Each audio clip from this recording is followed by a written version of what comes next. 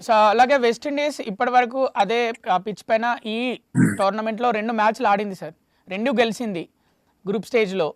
ఇప్పుడు వాళ్ళకి ఇదివరకు అక్కడ వరల్డ్ కప్ ఫైనల్ కూడా విన్ అయిన సిట్యుయేషన్ మనం చూసాము. సో, మరి వాళ్ళు చాలా ఫ్రీగా ఆడతారా? ఒత్తిడి లేకుండా ఆడతారా? ఎలా ఆడతారని అనుకుంటున్నారు మీరు?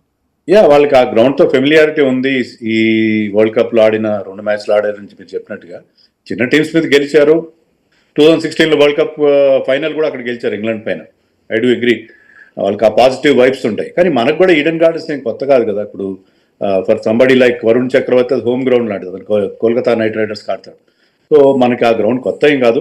సో, దాని గురించి మనం పెద్దగా వరీ అవ్వాల్సిన అవసరం లేదు. 2016 వరల్డ్ కప్ వాళ్ళు అక్కడే గెలుచుకున్నారు. ఫైనల్ ఇంగ్లాండ్ పైన గెలిచని మీరు చెప్తున్నారు. అదే వరల్డ్ కప్‌లో సెమీఫైనల్‌లో ఇండియాను వాళ్ళు ఓడించి ఫైనల్‌కు చేరుకున్నారు. మరి ఆ ప్రతీకారం ఇప్పుడు తీర్చుకునే అవకాశం మనకు దొరికిందంటారా? డెఫినెట్‌గా.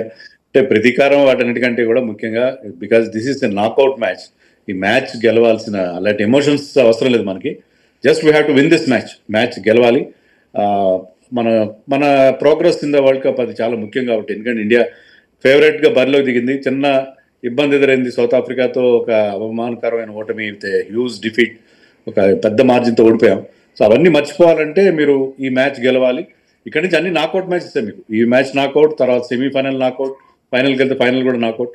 కాబట్టి ప్రతి మ్యాచ్‌లో కూడా మీరు మీ గేమ్ ఆడాల్సి ఉంటుంది. ఖచ్చితంగా బెటర్‌గా పర్ఫార్మ్ చేయాలి.